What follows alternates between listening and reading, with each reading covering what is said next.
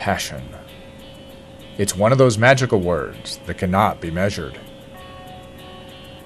The dictionary lists several definitions for the word, but the one that most comes to mind when you watch young people doing what they love is a powerful emotion, the object of enthusiasm, a strong feeling for something or someone.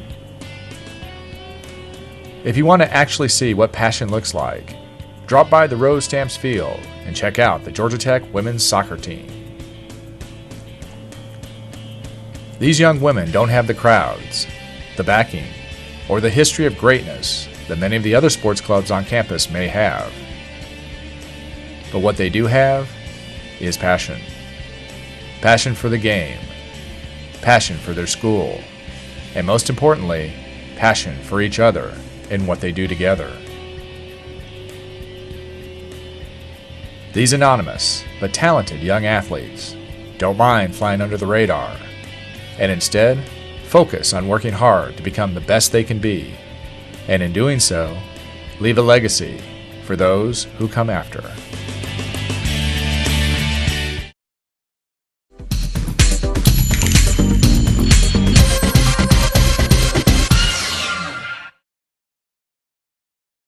When I was younger, my parents introduced me to a few sports. So I did soccer, baseball, tennis, and gymnastics, and soccer ended up being the only one that stuck.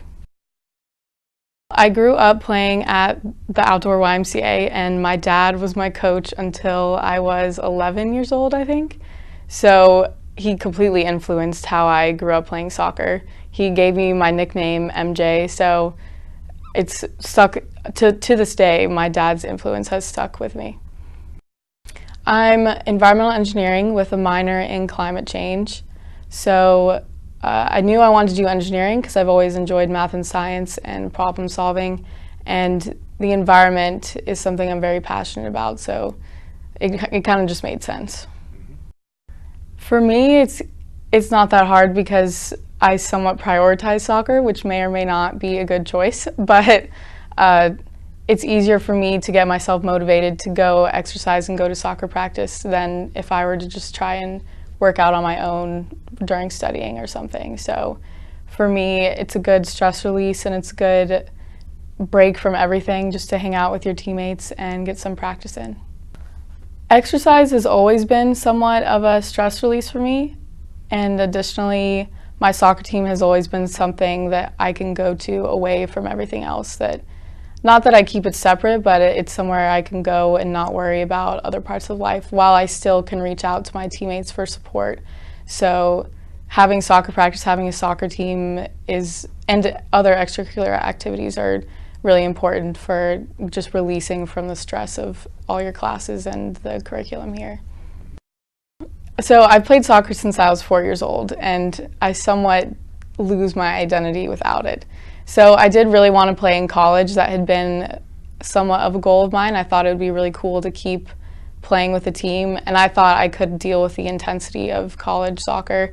But the level I'm at, I would have had to attend more of a liberal arts type school probably, or a smaller school, and I've always wanted to do math and science. So I explored a few options, but just looking at the classes they offered at those colleges, there wasn't more than a Calculus 1 or more than a second level science. And as much as I wanted to play, I didn't know what I would do there. Like, I don't know what I would have studied or where I would have taken that with my life. And unfortunately, women's soccer doesn't really have much of a career base after college, so I kind of had to make the decision to pursue the degree I wanted over playing the most competitive level of college soccer. On the next, For Love of the Game, Madison Jones talks about the way the team takes care of the freshman players and why she loves the game and will continue to play for as long as she can.